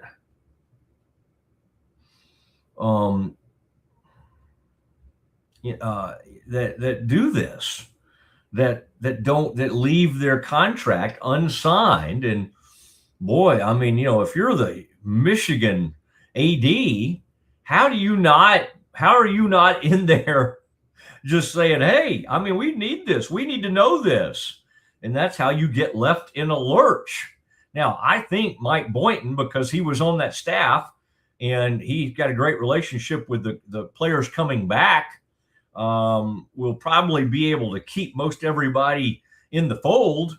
But after it's officially announced that Boynton is going to be the head coach at Michigan, 5 days after that, a window comes open, I believe, for 15 days, and those players can go out and go elsewhere. Now, again, I don't think most programs have saved a whole bunch of money to go crazy over that. But again, if they have, there'll be some people reaching out. I mean, Michigan was in those way too early, and not even just the way too early. After all of these moves were made in the portal, Michigan was favored to be, or predicted to be, as high as like number 3 in the country from stuff I saw. I mean, they've got a tremendous roster coming back. So we focus mostly on Dusty May going to the Mavericks, and I think that's for good reason. But I think Dusty May, can you imagine what the Mavericks are going to pay him? I mean, I was just thinking back what the Lakers were willing to pay Danny Hurley. I don't know if it'll be quite that much, but it's going to be a huge amount. It'll be interesting to see what kind of staff he puts together. And I would be like Vogel or somebody like that that's been a head coach. Vogel was already, here's why I brought his name up. I would want at least one former head NBA coach on the staff, maybe another veteran NBA coach. I think that's always helpful. It's the same thing Reddick did. He had some more seasoned veteran type coaches on his staff there. In fact, I was watching the finals, and I'm trying to think if it was the Spurs or the Knicks, but on one of the back rows for those teams, like Mo Cheeks was sitting back there on the second row, wasn't even on the front row. But I mean, having someone that's done it and been a head coach like that would be great for Dusty to have. And he'll be able to find that. He'll be able to find that. And there'll be somebody that'll be excited about serving that role. Wow, man, what a day. We are appreciative of the Brazos Landing. This is when we come to the end of the show, and we talk about one of the great restaurants in all of Central Texas. We're so proud of the Brazos Landing, what they do for the community, the Lindsay family. It's an amazing thing. We're happy, and our partners. I think about Schmaltz's. We'll talk more about Schmaltz's tomorrow. Sherry Johnson, Siegmund James. Wow. One of the great law firms in all of Central Texas. Lake Waco Golf Club, been getting a ton of attention. Apparently they've had a lot of people join since they partnered with us. We're grateful that we can hopefully impact that their membership out there. That's an exciting thing. Just incredible. The folks in Waco that have wanted to partner with us, and we even have people up in Dallas now that are reaching out to us, wanting to be a part of the Mosley Show. So we're very excited about that. Kevin, I thought, and jump on here with me, Kevin, for a second. I have not. We've had just so much going on. I thought that was really interesting today. I wanted to bring up that whole Mac Road situation because Trey Wallace is the one who broke that story from Fox, and we had him on today. Wasn't that interesting that a guy would be sitting there in East Tennessee and he gets tipped off to something going on with Baylor, and without consulting his editors? That's pretty rare. I will say that. Also kind of interesting for him to admit he didn't totally want to tip off people in his own orbit at his own place. I would like to think like at Rogue, for instance, that I wouldn't have to hide anything from my colleagues. I don't think he had to hide it. He just, and it's interesting because, the guy that just left Outkick is a very high profile college, type voice, and that is Clay Travis. And that's it. But it's interesting though. Trey felt the need to come down to Waco, do some looking around, and he got some major scoop on. I've said it before, and I probably should have dug in on it even more.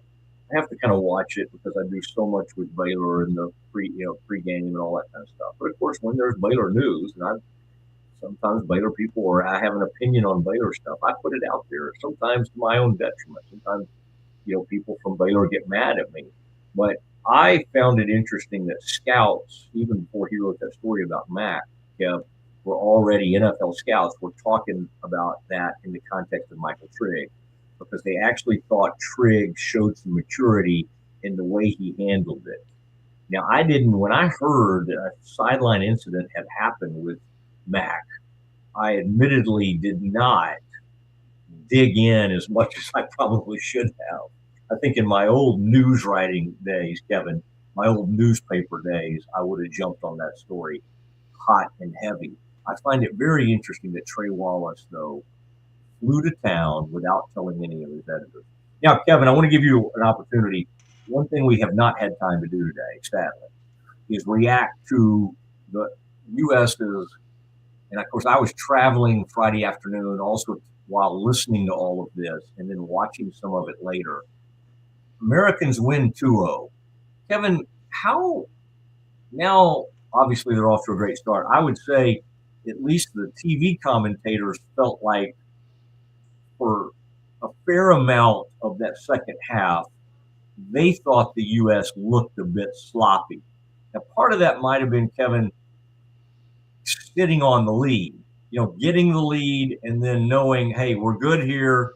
Let's try to get here. Yeah, we'd love to get the shutout, but let's just try to get out of here with a win. Let's not get anybody hurt. And by the way, Kevin, I was worried about those yellow cards, right? Because it's like, wait, this guy has a yellow card. This guy, at some point you realize all the Australians were doing, and usually we think of the Australians as being pretty nice folks, right? But the Australians were trying to bully and lure the U.S. into some fights and that kind of thing. Kev, what was your overall take? And you watched that. You wanted to watch it with your wife, so you recorded it. And then I didn't tell you what had happened. And then I think later on you texted me and said, okay, we finished it. That was probably like 6 or 7 o'clock. Yep. Kev, did you think that was a sloppy performance in the second half by U.S., and does it matter? I think that it was like you said, they had the lead. They had put on the press. They had a 2-goal lead. Their goal at that point, the team's overall goal, is to preserve the lead and get out of there with a win. So I don't know that it was sloppy. I think that it was a victim of they were just trying to play possession, and Australia was just had to push to try to make up ground. And I agree that they were getting lured into some extracurricular activity. Obviously, all the yellow cards, you can get accumulative yellow cards where you can miss games, but that all resets after group play. And now with the U.S. with nothing to play for in this last game, I think that Pochettino has been somewhat alluding to the fact that you'll see almost an entirely different roster. You're going to see deeper into the roster, and they're going to rest players. It gives a great chance for them to rest Pulisic even more, so he's ready for the knockout kind of rounds. But this is a U.S. team that has done something that they have only done 3 times, and that is win the group. It's something that they've only done once before, and that is win their opening 2 games, and it's something that they've never done before, and that is win their group with still 1 game left in group play. It's unprecedented waters as far as the U.S. men's national team. Yeah. How did my man Pepe do? He did all right. He had a few questionable moments, but overall, he did pretty good. But the standout from the game was Alex Freeman, who scored the late goal. And obviously son of the Packers wide receiver. Antonio Freeman. Mm-hmm. Why is that pretty rare for in both games in a World Cup to have on goals? How common are on goals? Own goals are fairly common. I would say it's rare to have back-to-back games that you have that in the World Cup at that level. But I've always said soccer is about sometimes creating chaos. Yes. Right? And so the more chaos that you can create in front of the goal with, crossing goals across the face of goal and things like that, it messes with the other team and creates that kind of atmosphere. You feel like you have to do something, so something is better than nothing, and it'll just go off your foot or your. But I would almost teach, with my extensive international soccer experience as a coach, I would work with players, defenders especially, but whoever's at back there, your last line of defense. I would somehow try to coach that out of their systems. I know that's tough, but it's very weird to watch those on goals in the slow motion, because almost invariably their momentum, it almost looks like they're trying to score the goal on themselves. I know they're not, but you're right. It's like what it is a human instinct to try to do something to prevent something at the last minute. But what the problem is, when you're back there like that, sometimes you're pointed the wrong direction. Yeah. And you're trying to get the ball out of there. And that's why, to me, the coaching technique would be, whether it's your foot or your head, but you cannot be going that direction. The only way you can go that direction is if you're trying to kick it back the other way. Now, I've watched recently, Kevin, I watched a great little montage of some awesome saves over the years. Mm-hmm. And that's always awesome. That's incredible to see. And I'm talking about some of them are goalkeepers, but those ones where they come out of nowhere and come diving back there. I'll tell you where that used to be huge. Is when I used to be, as a kid, I've talked about this before, Tattoo and Mark Carpin and Doc, the indoor warrior Lawson, back when I loved indoor soccer. And it was a big deal in this country. The Dallas Sidekicks we would fill the place up at Union Arena with over 17,000 fans. And that kind of stuff was awesome because it was more condensed, the field. There weren't as many players on the field, obviously, because it was indoor. And you had more of those kind of saves happening. People racing back to help their goalkeeper make saves. And you had more shirts being thrown into the crowd, with the great Tattoo. This is where offsides comes into play. It's also a little bit of a back and forth play because you don't necessarily want to make sure, unlike basketball, you don't always want to keep yourself between the defender and the goal, because if you push up as a defensive unit, you can pull the offensive player off sides, because if they're behind you, it doesn't work the same. That's actually a penalty, and so it's a kind of a fine balance. You kind of want to make sure you pull them off sides, because then whatever they score won't. But then sometimes in that effort, you're playing catch up, and then you're facing your own goal. How new is this VAR thing to the World Cup? To the level it is brand new. Okay.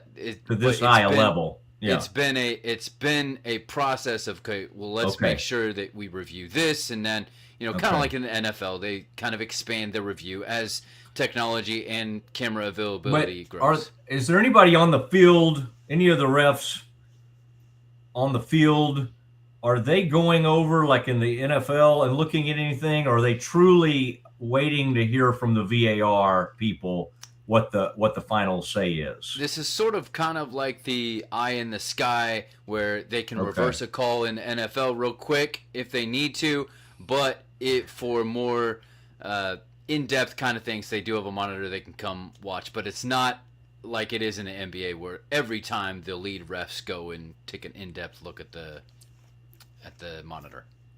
But in the NBA, those guys in Secaucus or wherever are in their ear helping them, aren't they? Right. It's hard to say sometimes. Okay. I know they're reviewing things. Yeah. That's fascinating. Okay. And then of course, sometimes it's initiated. It's kind of like where it's initiated. Right. Okay. And then sometimes now they have the VAR for the offsides that maybe you don't see the flag go up for offsides right away because they wait, let it happen, and then they discover that VAR will call down and say, no, that was actually, so they'll call it kind of a little bit after the fact. I think sometimes, too, it takes away, unfortunately, from the moment, like in one of those games, the Americans scored. And Alex Freeman was called offsides, and then they had to come back and say, that it wasn't. But it prevents, like after that call was made, did Pochettino go crazy on the refs, or did he patiently kind of wait for a decision to be made? You just wait. Yeah, you kind of trust the system. What did my man Pochettino, did he go with a similar Navy shirt with roll up the sleeves look? Yep. Mm-hmm. Okay, all right. I think Pochettino and I think are a lot alike in a lot of different areas. Hair, age, he's a little bit older, but we dress alike. I think Pochettino and I, we have a lot in common. Affinity for Spanish culture and Latino culture. Yeah, was he's Argentinian, right? Yeah. All right. Okay. Wow, what a day! Oh, the last thing we did have the record-breaking goal from Messi, and did it again. He scored again in that game, in that match. Yep. Okay, so that's 18? 18, yep. 18 goals all time, and he breaks the record that was held by the German star Miroslav. Yep. And so now he has all 5 goals for Argentina in this World Cup. All 5 of them are his. And how old is he? He will turn 39 next Wednesday. Wow. But watch out. Mbappe is still only 4 back, and this is only Mbappe's 3rd World Cup. So he may get caught by Mbappe if he's not careful. Wait, is Mbappe only like 28? Yeah, something like that. Yeah. Wow. How I wonder what my man, I'll look it up, but I wonder what Andre Thierry had. And I wonder what Zidane had. I guess those French, man, the French are scorers. How many World Cup goals did, I know he wasn't taking care of his body, but how many did Maradona have? Oh, let's see. I'm looking at the list here. Maradona. Oh, I'm looking it up. 8 goals in 21 appearances. Okay, he was in 82, 86, 90, and 94. All right, so he had 8. Interesting. And then who else were we wondering? Oh, I was wondering about Pele. Pele is at 12 all-time in 4 World Cups. So he's number 7 as of right now. Mbappe and Messi both ahead of him as the only active players. Harry Kane has 10. He's the only other active player. Harry Kane he has 10. Okay. What did Beckham have? Good question. Let me see where he is on the list. He has 3. He's not known more as a goal scorer as much as a distributor. I'd say not, with only 3. Yeah. Goodness gracious. He was the PK, I'm gonna assist and do all the dirty work kind of guy. Yeah. Okay. I wanted to look at this real quick. This was on June 17th. It said Harry Kane equaled World Cup records of Gary Lineker and David Beckham with his first half double in the 4-2 win with his goals. Kane joined Lineker on 10 in World Cups, while he also became the second player to score for England at 3 different World Cups, along with Beckham. Okay, Beckham scored in 98, 2002, and 2006. Very interesting. If Beckham only scored 3 goals, he scored. Okay, and we don't really do this like hockey, shouldn't we? Shouldn't we like give them points or whatever? Anyway, all right. It is the Mosley Show. Thank you, Kev. Good work today. It was a busy one. It was huge. That was huge. We'll kind of tomorrow. We had a really good guest on today, and we talked a lot of. Dusty May to the Mavs. We'll have more fallout from that. A reminder that Colt Knost, PGA. He's with CBS, and he's really, and he'll be great on all this Wyndham Clark stuff. But he joins us, I believe, at 2:00 tomorrow. That is Colt Knost from CBS. The hits just keep on coming. Strong day. We'll talk to you tomorrow at 1:00. Everybody. As part of Central National Bank's partnership with Baylor Women's Basketball, we asked Coach Collin to take a shot at improving the efficiency of our drive-thru.